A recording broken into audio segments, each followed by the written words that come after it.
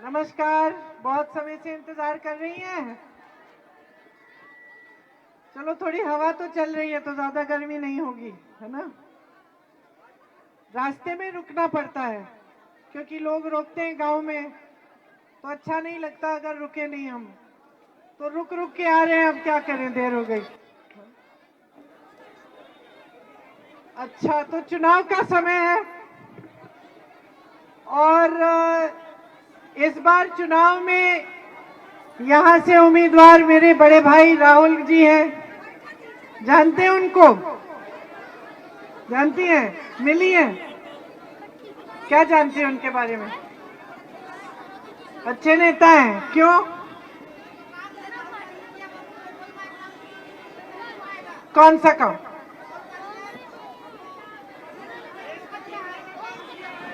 देश जोड़ने का काम किया।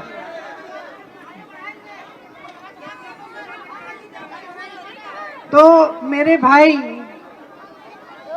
राहुल जी ने शायद इस देश में अकेले नेता होंगे जिन्होंने 4000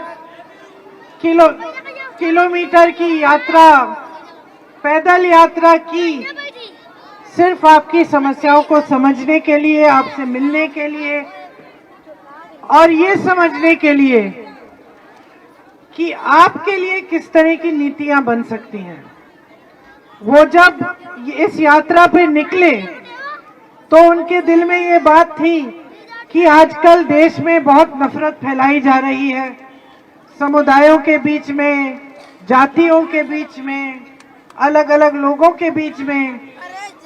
तो ये संदेश देना चाह रहे थे पूरे देश को कि ये देश एक है, हम सब एक बड़े परिवार की तरह हैं, हम सब उस परिवार के सदस्य हैं और साथ साथ जनता से मिलकर ये समझना चाह रहे थे कि आपकी सबसे बड़ी समस्याएं आज क्या है। तो जब वो इस यात्रा से आए तो उनको ये बात समझ में आई कि पिछले 10 सालों में सबसे ज्यादा अन्याय इस देश में देश के गरीब, देश के किसान, देश की महिलाओं के साथ हुआ है।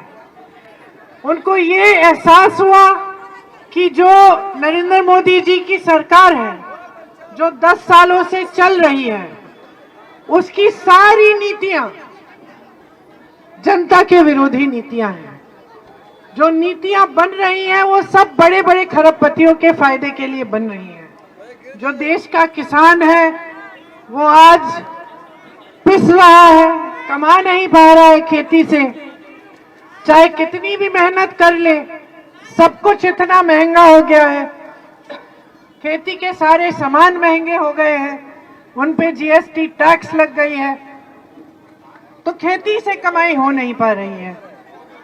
आप लोग मेहनत से अपने बच्चों को बड़ा करते हो, उनको पढ़ाते हो, लिखाते हो, चाहे कितना भी गरीब परिवार हो, आज सबसे पहला मकसद तो यही होता है कि बच्चे पढ़ लिख लें, क्योंकि फिर बच्चे बड़े होकर रोजगार लेंगे, कमा लेंगे, अच्छी नौकरी मिलेगी। लेकिन आज परिस्थितियां ये है कि आप मेहनत से पढ़ाते हैं, लिखाते हैं, फिर भी नौकरी की कोई संभावना नहीं है, रोजगार की कोई संभावना नहीं है, क्योंकि देश में 45 सालों में सबसे ज्यादा बेरोजगारी आज है जो मोदी जी की सरकार में है। और सबसे ज्यादा महंगाई भी, जिस तरह से आप लोग सब जानते हो कितनी महंगाई है, उसका सामना आप कर रहे हो। मेरी बहनें यहाँ बैठी हैं, आप दुकान जाती हो, आधी चीजें छोड़ के आ जाती हो। अगर मन में, भैया आप सामने से हट जाएंगे, आप हट जाएं, आप इधर आ जाइए, इधर आ जाइए, नहीं आपका कैमरा इधर आ जाए, ठीक है। आप दुकान जाती हो तो जब सामान खरीदने जाती हो तो ये सच है कि नहीं कि आधी चीजों के लिए सोचते चलो ये छोड़ देते हैं, अगली बार ले लेंगे, है ना?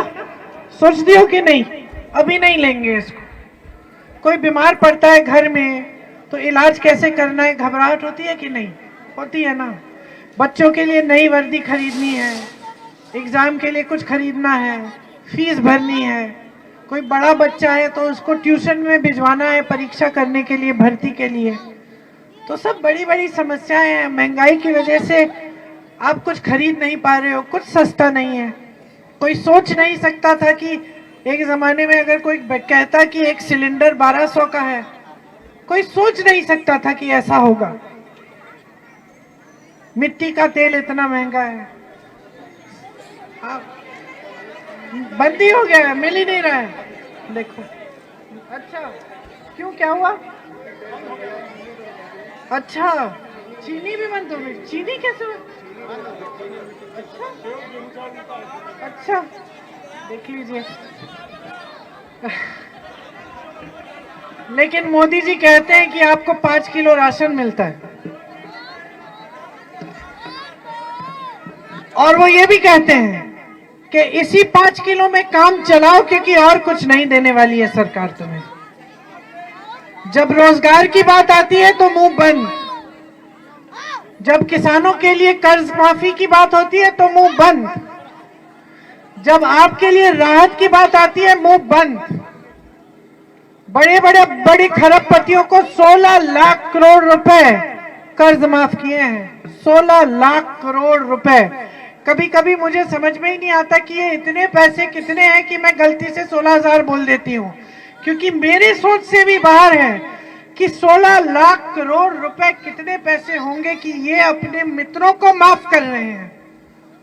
और देश का किसान गरीबी के दलदल में फंसा हुआ है। देश का किसान 10,000 रुपए के लिए, 50,000 रुपए के लिए आत्महत्या कर रहा है। मैं गई हूं ऐसे किसानों के घर में जो खाद के वितरण की लाइन में खड़े खड़े मर गए, जो 1.5 लाख रुपए का लोन लिया, उसको कर्ज लिया, वो चुका नहीं पाए, आत्महत्या कर ली। पूरा परिवार रो रहा है, पड़े हुए हैं सारे वहां। लेकिन मोदी जी इसकी चर्चा कभी नहीं करेंगे।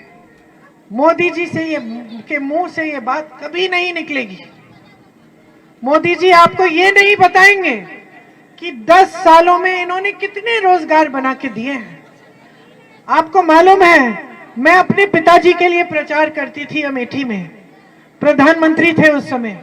आपको मालूम है क्या प्रचार होता था हमारा प्रचार होता था, हमारे पिताजी ने ये काम किए हैं, BHEL लाए हैं, HAL लाए हैं, आपको रोजगार दिलवाया है, यहां से यहां तक सड़क बनाई है, वहां पे इतनी सारी पानी की टूटियां लगवाई हैं, पंप लगाए हैं, इंडिया मार्क 1 लगाए हैं। ये होता था हमारा प्रचार। हमारा प्रचार होता कब था कि देखो इतने काम किए हैं और हम इतने काम करना चाहते हैं। इनका प्रचार क्या है? इनका प्रचार है कि कांग्रेस धर्म विरोधी पार्टी है। ये कह रहे हैं धर्म विरोधी पार्टी है। इनका प्रचार है कि कांग्रेस के नेता एक एक्सरे मशीन लाके आपके घरों में घुस के आपके गहने ले जाएंगे। सबसे पहले मैं जानना चाहती हूं, कोई ऐसी एक्सरे मशीन है जिससे लोगों को गहने मिल जाएंगे?